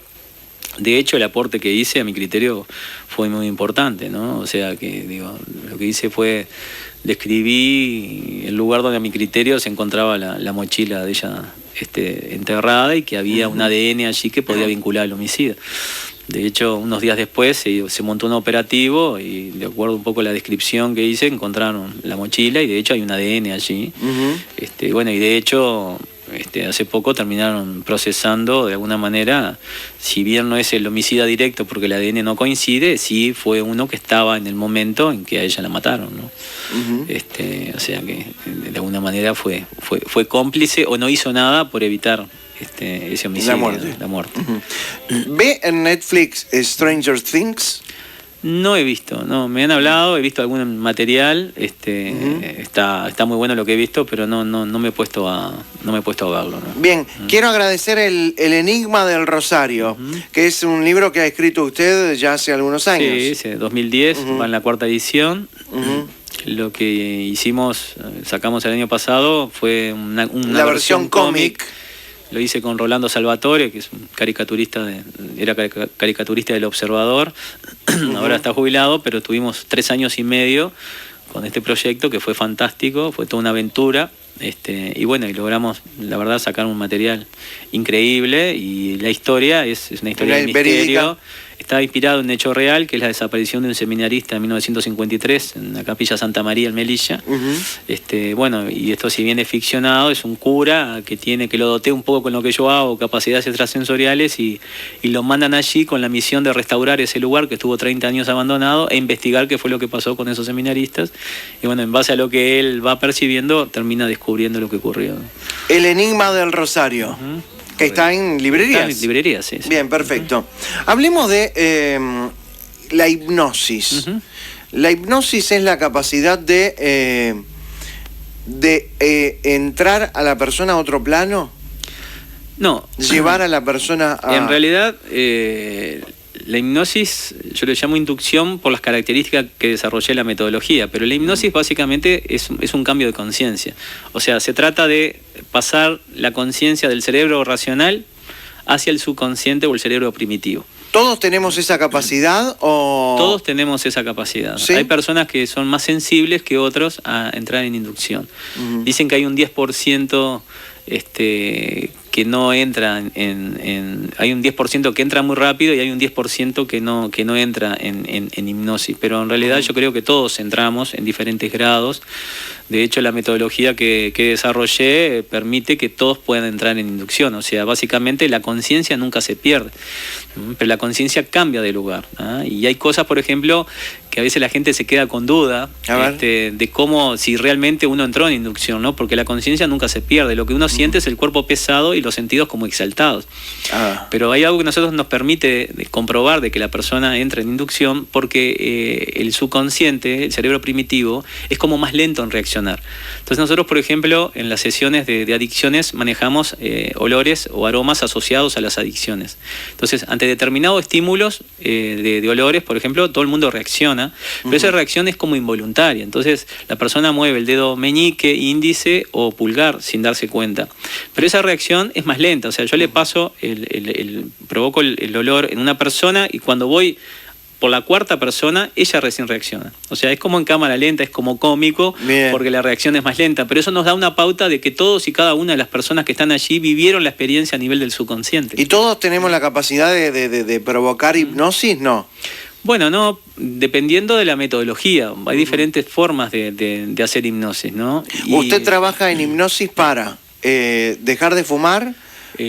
Alcohol y cocaína. Alcohol y cocaína. Ludopatía, que parece tan intangible, sí. Y adelgazar. Y estoy en desarrollo, que todavía no he podido, ansiedad, mal humor y estrés. Para mal humor, acá vendría bárbaro. Sacan números. Sí. Y estrés también, perfecto. Sí. Pero para una persona que pasó toda la vida fumando, sí. Debe ser un cambio absolutamente drástico, ¿no? De 180 grados. Muy importante. ¿Cómo se logra que deje de fumar ¿Con una sesión sola? Sesión. Bien, sí, es una sola sesión. De hecho, estamos en el entorno del 76% de eficacia, o sea... A ver, todo tiene que ver con la mente, ¿no? Porque mi padre en un momento fumaba también muchísimo y un día dijo, no fumo más. Bueno. Y no fumo más. No todo el mundo lo logra. En realidad la mayoría no puede hacer eso de decir, claro, no fumo más, dice no fumo más, pero después del rato ya está fumando. Es como hacer ejercicio. Es lo mismo. Puedo tener ganas mañana de salir a hacer ejercicio, claro, pero a las 9 de la mañana... Se complica. Lo importante en esto es la resolución, la voluntad de la persona de querer dejar, ¿no? De hecho, como hoy te decía, una sesión, por ejemplo, para dejar de fumar, o alcohol, cocaína, o adelgazar, dura 3 horas. Pero de las 3 horas paso casi 2 horas 10 explicándole cómo funciona el cerebro. O sea, porque la persona tiene que tener la convicción contra quién está trabajando, porque contra uno mismo. En realidad no es contra uno mismo. O sea, ¿no? El adicto no sos tú, el adicto es tu cerebro inteligente. Lo que ocurre es que uno no domina. No domina, de hecho, él te domina a ti. De hecho, las adicciones no son otra cosa que combustible para que tu cerebro racional pueda generar mayor cantidad de adrenalina. Y la adrenalina lo que hace es disparar el pico de ansiedad. El subconsciente o cerebro primitivo genera endorfinas. La diferencia es que las endorfinas se generan ante un estímulo exterior, como puede ser una buena noticia o ver a alguien que querés. Mientras que el cerebro racional genera adrenalina cada vez que él quiere algo. De hecho, vivimos en una sociedad de consumo. Entonces, lamentablemente es parte de un negocio. Entonces, lo que hacen básicamente las grandes industrias es alimentar químicamente al cerebro inteligente para que éste pueda generar mayor cantidad de adrenalina.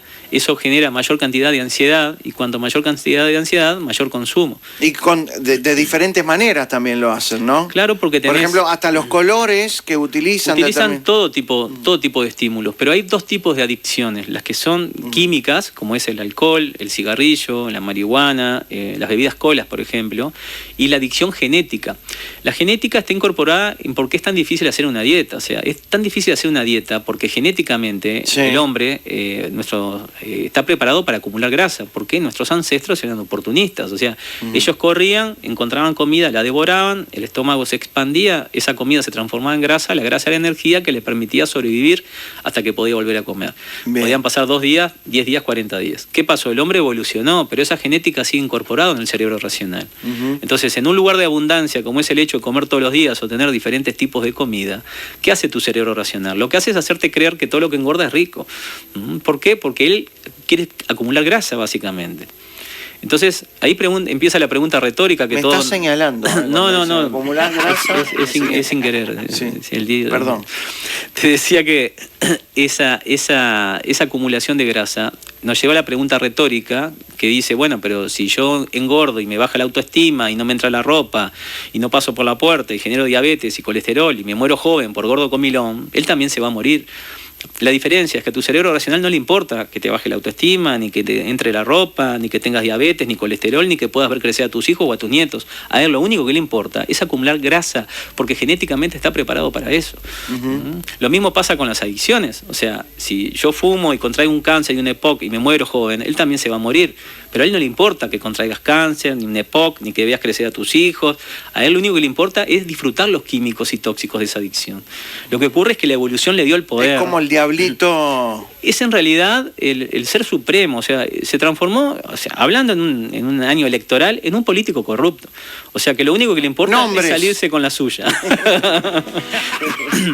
Entonces... Sí.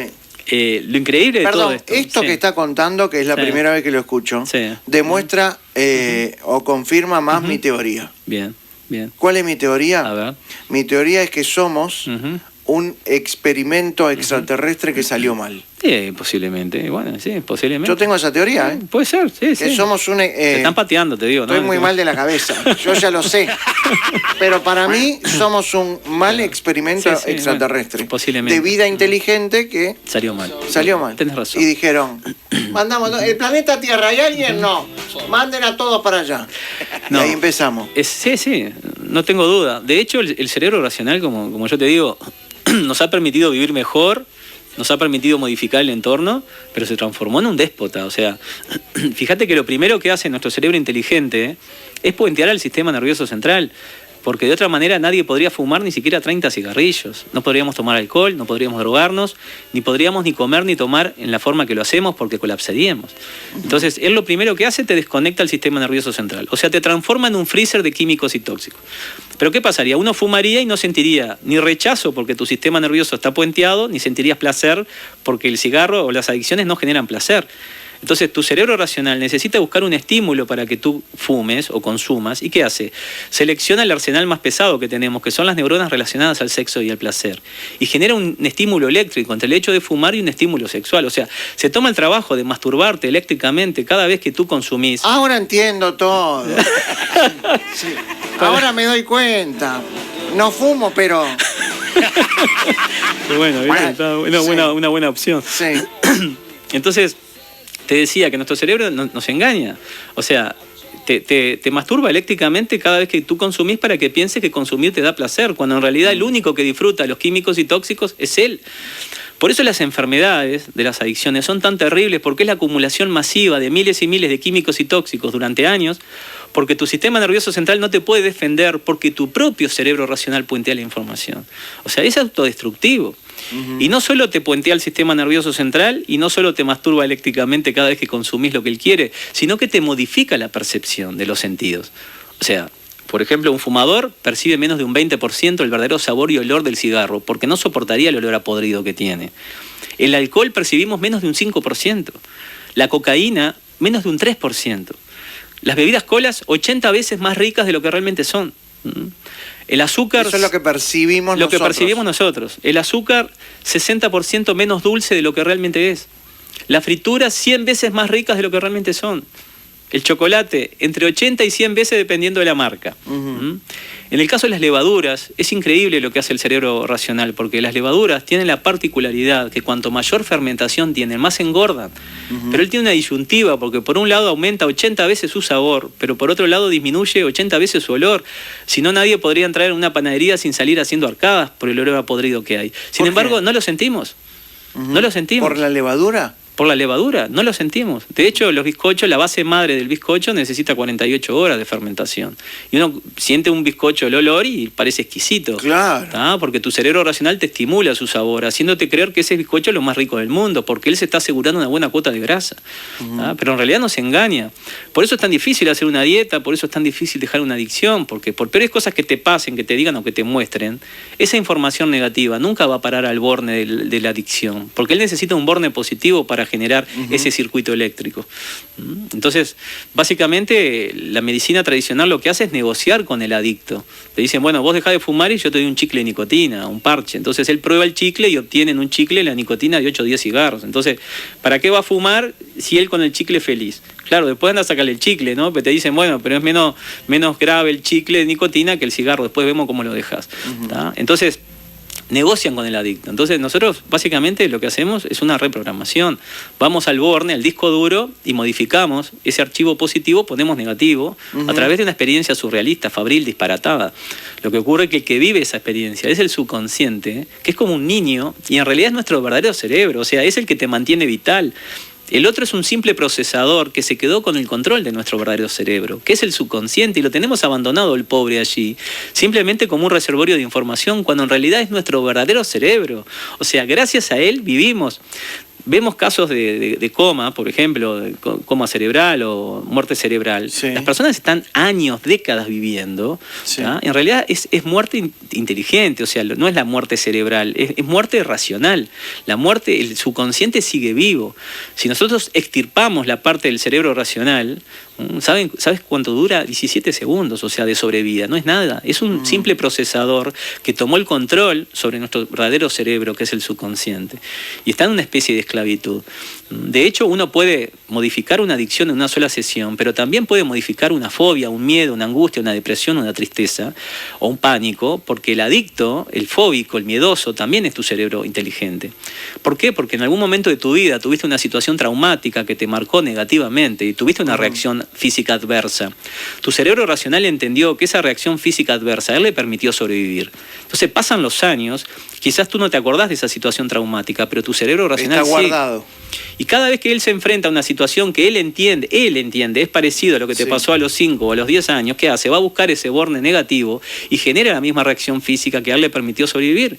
Pero a ti te quita oportunidades, te amarga la vida. Entonces, yo he tenido, ahora no hago en forma particular, pero antes de trabajar con los grupos, trabajaba casos puntuales de fobias, miedos, angustias, depresiones, personas que habían estado internadas 10 años, que estaban empastillados, y era una extremadamente tontería. Y eso también se hace en una sesión. Y eso en una sesión, la chiquilina no salía hacía años y salió, se fue al shopping, se fue de compra con su madre, o sea, no podía creer el cambio que había tenido, y es simplemente bornes positivos y negativos. O sea, las fobias necesitan bornes negativos y las adicciones bornes positivos. Entonces, ¿yo qué hago? Cambio.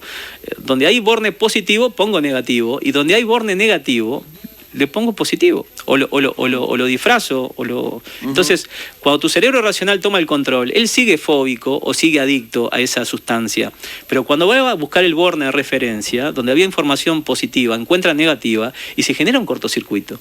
Entonces la persona ve algo que se moría por consumir y no lo desea, es como que nunca hubiera consumido. Sí, tengo varios mensajes que hablan de eso. A ver, por ejemplo, dejé de fumar después de 27 años gracias a él, dice Julio.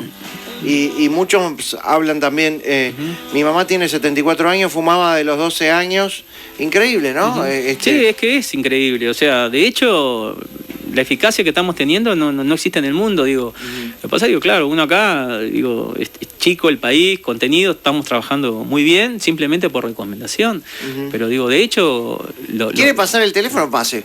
Bueno, pueden llamar al 2901-7011 o pueden entrar a www.sicama.com.uy Centro de Investigación y Control de Adicciones, Método Quistapaz. Y básicamente te decía, por ejemplo, alcohol y cocaína. Estamos hablando que estamos cercano al 85% de eficacia en una sola sesión. Una sola sesión y gente muy comprometida. Lo que sí se necesita es que la persona quiera, y se necesita 48 horas de abstinencia para que la metodología tenga resultados. Pero estamos hablando que tratamientos similares requieren como mínimo 2 meses de internación, a un costo promedio de unos $2.000 de internación, con empastillados, con medicamentos, y estamos hablando que los porcentajes de éxito no llegan a un 20%, o sea, siempre y cuando la persona tenga la disposición. Todo está en la mente, ¿no? Todo está en la mente, y es simplemente un cambio de bornes, ¿viste? O sea, y es lo más parecido a una computadora. Una computadora tiene un procesador y un disco duro. Una computadora utiliza un idioma binario, XO. Bueno, nuestro cerebro también, un procesador, un disco duro, un idioma binario, pero es positivo y negativo. Entonces, modificando ese borne, uno logra generar cambios estructurales, no solo en adicciones, sino en fobias, miedos, pánico, angustia, depresión. De hecho, digamos, va un poco en contra de todo lo que es la ciencia, ¿no? Yo sé que, pero es así. Los científicos que con los que ustedes se encuentran, o los médicos, ¿qué dicen? Bueno, de hecho, muchísimos médicos recomiendan a sus pacientes para que vayan, ¿no? Cuando ven que realmente están tan complicados, digo, y cada vez son más, y cuando ven los resultados que generan. Pero realmente es extraordinario. Para nosotros es extremadamente gratificante ver que van las familias enteras a agradecer, ¿no? Porque su padre era alcohólico, se había vuelto violento, y les cambió la vida, o sea, recuperaron al padre que era antes, o sea, y la persona se libera de una adicción de forma extraordinaria. O sea, realmente hemos intentado también a nivel de facultad de psicología, incluso hemos intentado ofrecerles pagar una investigación por parte de ellos, y bueno, y mandaron algunos ahí representantes, algunos dejaron sus adicciones, pero después no hubo interés, ¿no? Entonces sí estamos dando interés por parte del Estado, porque muchas personas que trabajan en el Estado y que tienen cargos importantes han dejado adicciones, y bueno, ha habido una recomendación, y de hecho hay como un acercamiento incluso a nivel de empresas, porque para la empresa de alguna manera apoya a los empleados, incluso sindicatos que quieren dejar de fumar y bueno, ahora quieren dejar el alcohol, en definitiva. Marcelo Aquistapache, usted trabaja con hipnosis, trabaja con convidencia, es quizás psíquico, y habla de las adicciones como la ludopatía, el alcohol, la cocaína, el cigarro. ¿Podemos trabajar también la corrupción, ya que arrancamos un año electoral y en octubre hay elecciones? Lo que pasa, hay una cosa muy importante, que tienes que querer dejar algo, y lamentablemente el que es corrupto... Cagamos. Gracias por venir. Pero antes de irse, vamos a ir a la parte lúdica de esta entrevista. Bueno, muy bien. ¿Sabe de qué se trata? No mucho, pero... Qué raro si tiene... Malos Pensamientos presenta una palabra. Palabras, palabras, palabras. Una sección donde lo que importa es la palabra. La palabra de Dios. Porque las personas y las actitudes se resumen en una sola palabra. Una palabra. Palabras. Lamentable, nula, virtual, impredecible, rara, bipolar. Exactamente. Erótica, notable, ausente, distante, explosivo. Donald Trump. Heavy, abierta, fracaso. Una palabra. Ahora, ya. Voy a decir una sola palabra más. Marcelo Aquistapace. Bien. Le voy a tirar nombres o palabras, situaciones o cosas, y usted va a tener que asociar rápidamente, porque no está en hipnosis, lo que yo le digo con una palabra. Bien. ¿Está listo? Bien. Sí. Vamos. Nostradamus. No, un referente. Tony Camo. Un oportunista. Está bien. Es lo que me sale. Está bien. Tuzam. Bueno, un referente también. La hipnosis. Una entrada increíble. Entrada. Bien. La calle Pou. Un referente político. Daniel Martínez. Otro referente político. Bueno, ya no quiere quedar mal con nadie. Ernesto Talvi, un referente político, digamos. Ernesto Talvi... Es una palabra, es una palabra.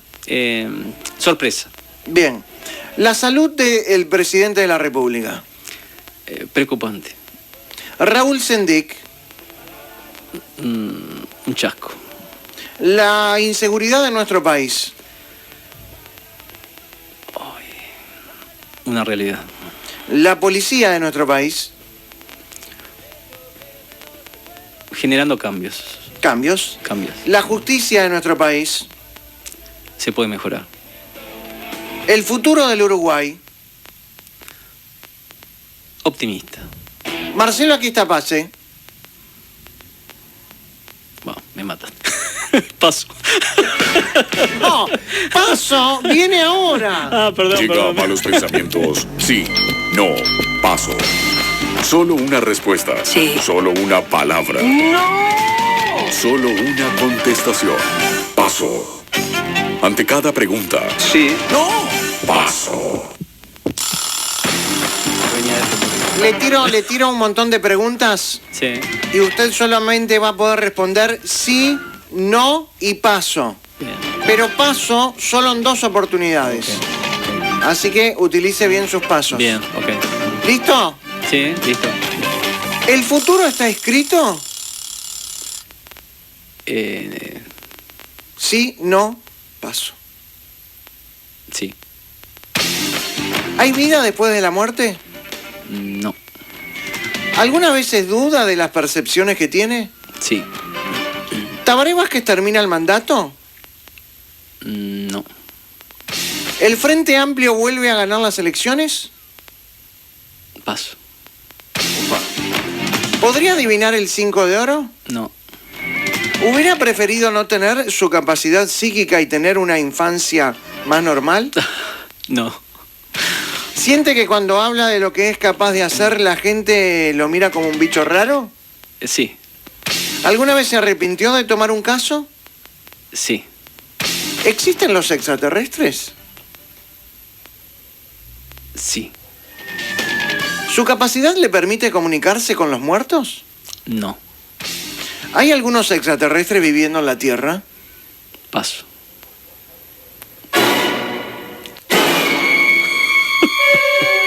No hay más pasos. Ah, no, ya no, pero eran dos y yo dije uno. No, dijo... la del Frente Amplio vuelve a ganar las elecciones, paso. Sí. Ah, y la otra. Bueno, no, Bien. entonces no.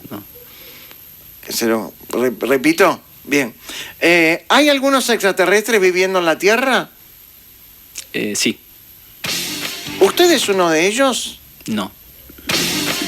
¿Cree que tiene poderes extraterrestres? No. ¿En alguna de sus miradas al futuro vio su propia muerte? No. ¿La humanidad está llegando a su fin? No. ¿Alguno de los candidatos lo llamó para que le dijera qué veía en su futuro? No. Si la policía le hiciera más caso, ¿algunos crímenes en los que ayudó se habrían resuelto más rápidamente? Sí. Si usted se concentra en un funcionario de gobierno, ¿podría saber si es honesto o no? No. Después de haber ayudado varias veces a la policía, ¿cree que la policía en Uruguay es eficiente? No. Por más que tenga visiones claras, ¿llegó al punto de ver con nitidez la cara de un asesino? Sí. Se dice que las mujeres son muy intuitivas. ¿Es más fácil para las mujeres llegar a ser psíquicas? Sí. El maestro Tavares firmó contrato nuevamente con la Asociación Uruguaya de Fútbol. ¿Va a seguir siendo el técnico hasta Qatar 2020? 2022, perdón. No. A pesar de lo exitosa de su terapia, ¿dejar la marihuana es igual de difícil que dejar el tabaco? No. ¿Puede hacer que cualquier persona adelgace? Sí. Gracias, por favor. Eso era para vos. ¿Siente que los que concurren a su clínica lo ven como un tipo extraño? No. ¿Alguna vez sintió que lo que anunció fue demasiado arriesgado al punto de arrepentirse de lo que dijo? Sí. ¿Alguna vez utilizó la autohipnosis para rendir más? ¿Íntimamente hablando? No. ¿Lo va a probar hoy de noche? Podría ser. ¿Tiene el poder de curar a la gente? No. ¿Hizo regresiones a vidas pasadas? ¿Hay alguna vida de su pasado de la que se arrepiente de haber tenido? No. Como psíquico, ¿dejaría de decir lo que vio en sus premoniciones si un amigo suyo es culpable de un delito? Le queda un paso, ¿eh? Paso. ¿Ya sabía que esta era la última pregunta? Sí.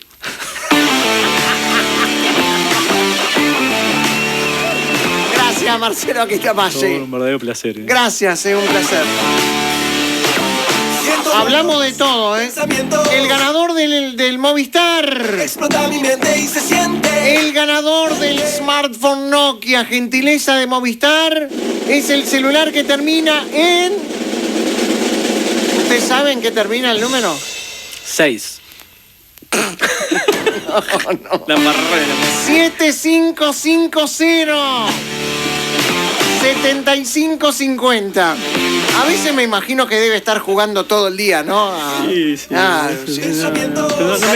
No sé para los números. Ahora viene el 141, dice. Y el tipo está esperando ahí en la parada que pase el 141. Era el 121, dice. Gracias, Marcelo. Un gran placer. Repita el número, porque hay mucha gente que quiere consultarlo. 2-901-7011.